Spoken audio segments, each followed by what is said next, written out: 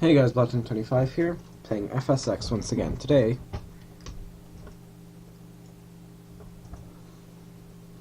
we will be flying. We'll be departing west. We'll be flying from Akutan to Unalaska in a Grumman Goose. I think for this flaps, one is enough. Now let's fire up. Also, does this thing have speed brakes? No, it doesn't. It only has wheel brakes. The Grumman Goose is an amphibious aircraft, so it's not a seaplane or whatever the proper terminology is. There we go. We are off. Oh no! Trim up. Whoa. Yeah, that's going to happen a bit. Alright, so we're flying to Unalaska, which is not far.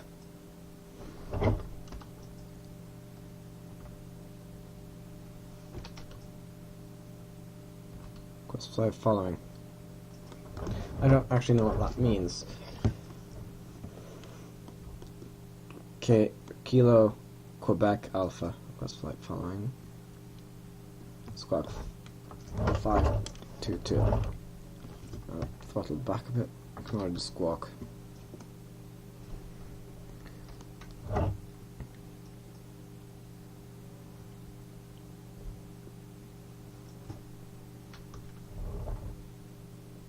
Yep, Unalaska. I think it's too Cold Bay. Oh no, Cold Bay traffic is actually not good, so forget it. We'll trim back to Anchorage. I have 4 clearance to Papa Alpha Bravo. I don't know what V is. Or what the NATO terminology is for V. This is Bravo. This is where I think where we're going. I guess I should focus on my own.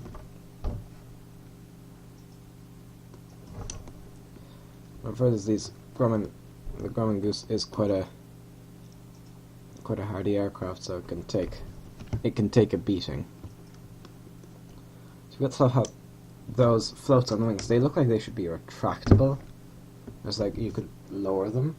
No, like seriously, like you're not really going to end up entering the water like that, and then the floats, shouldn't really look like that if you were to do it. Oh, no, virtual. Right, if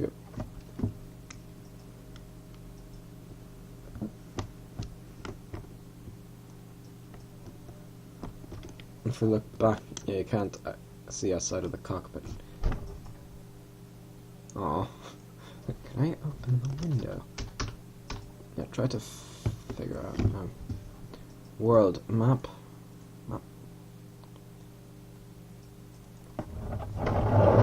Just turn.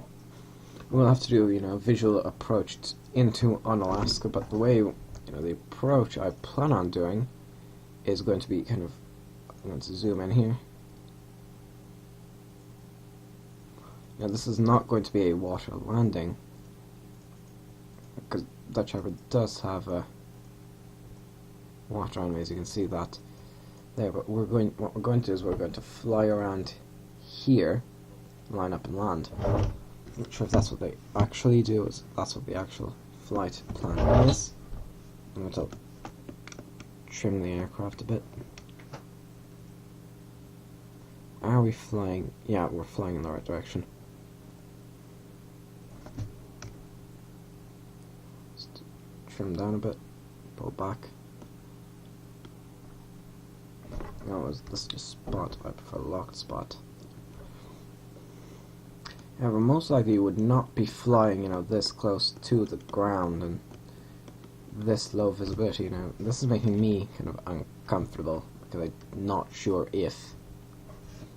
Also, this is a tail dragger aircraft, so you shouldn't brake too hard for risk of, causing the nose to drop upon landing. Now we're going to ascend slightly because I can see there are mountains ahead of us. I think the cloud's kind of over the Bering Sea as they're from the Pacific to the Bering. There we go. Weather just cleared up because the weather updated. I'm not sure, which direction the wind is blowing to/from. So yeah, I'm not sure where all that cloud went. Hopefully it didn't go to our landing site at Dutch. Can I just do? We're doing a bit of sightseeing. Okay, level off the aircraft. Come on. This is the executive version, so we're just saying some peoples have to do this. Flight world map. Yeah, we're going to turn. Is that Unalaska right there? Oh, definitely pull back on the throttle. But is that actually Unalaska already? Hold on. World map. No, that's not Unalaska yet. Okay.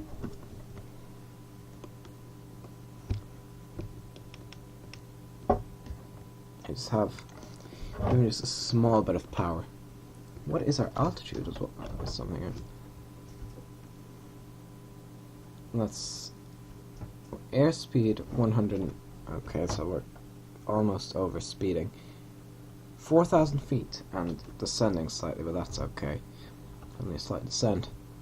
You can see some of this area, for example, that's just structural, so that's almost it's not pressurized, but none of this aircraft is pressurized. That's why we have to keep low. You wouldn't exactly fly this thing over 10,000 feet because kind of 10,000 is the limit where you won't have enough oxygen to breathe.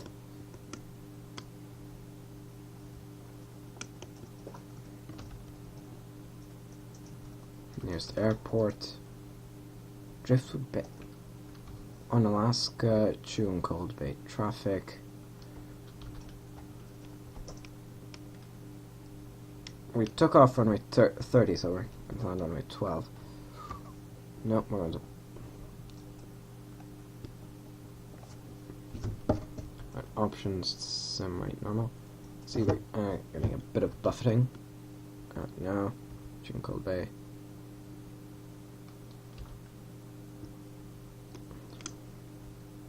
Now it's position. Yeah, the Bravo has taken off, and I've no clue where it is. I don't know what any of these are, announced upwind leg. Like, what's that mean? Let's go back to 4 times. So we do experience quite a bit of buffeting. Right, so...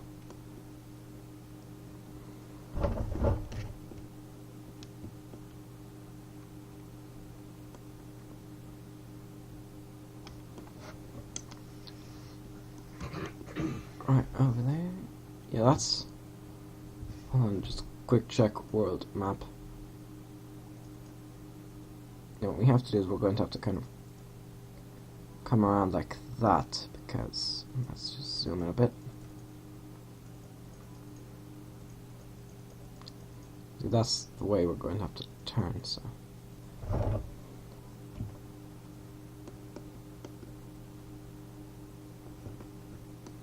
Once I get lined up, I'll announce on final.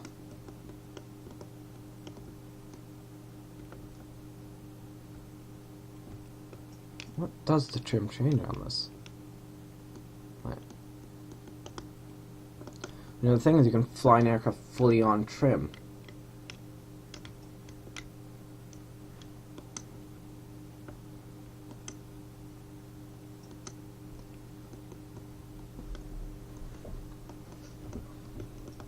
Landing will be interesting because options. Right, let's turn to get aligned. Start lowering flaps.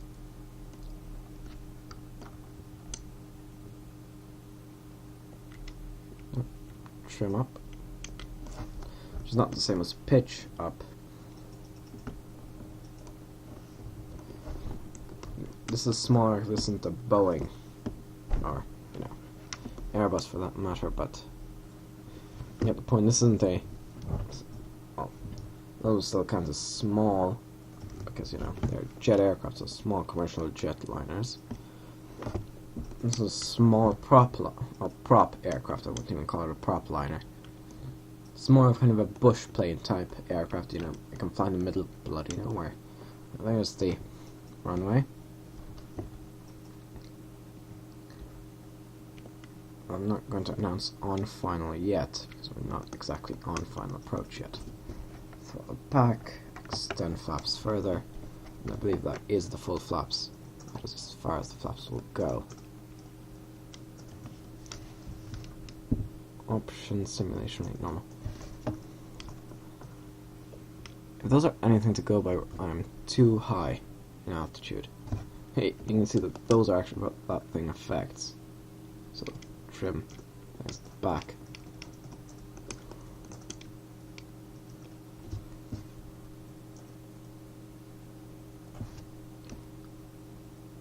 The thing is, I could probably land this thing without gear.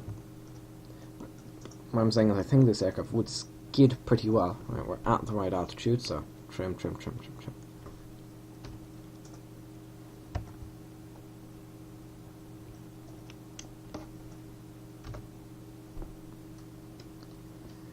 It's on final. We're probably not technically on final, but we're very close to it. And only once we're aligned will I drop the gear, because here it's. Well, this would be a good way to. Well, this would be a good day to land here. But there were 737s operating from here, well, not 200s, but more modern 800s, I believe. Well, maybe not 800s, but you get the picture.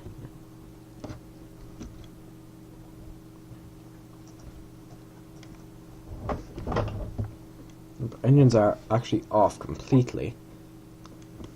The good thing about one of these aircraft for Alaskan flights is that, say you were to, I don't know, say you had to, they were on approach to Dutch and then both engines failed, well, you would most likely still be able to glide, but even if you couldn't, you could just say, right, we won't be able to glide that far, so you could just tell them, right, we land just outside of the airport. And it's also, considerably more sensitive. But anyway, gear down. See what I mean by this? When I say this is a tail dragger, for those of you who aren't familiar with terminology, it means it doesn't have the normal tricycle gear arrangement where 2 1. This is 2 1. So, and the tail drags, hence the term tail dragger. Or this isn't a I almost call it a hovercraft. No, it's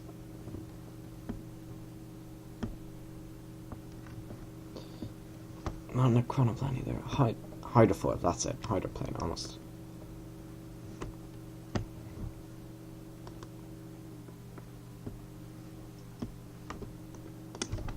Just zoom up.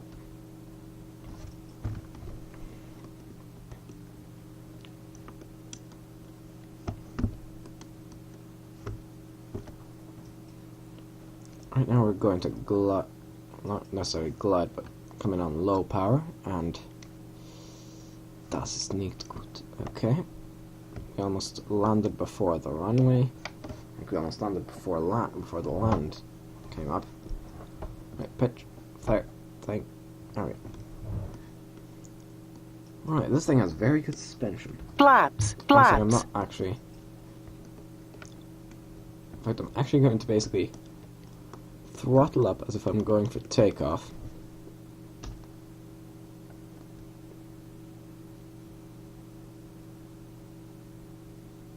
Oh, when I said I'm going to go up as 2,000 feet remaining. Take off.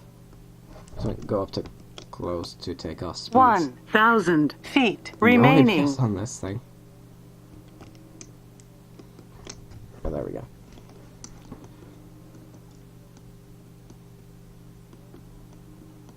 And then we'll...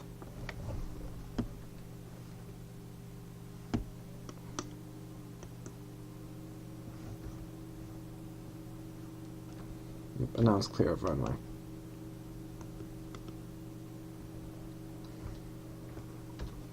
Let's taxi too.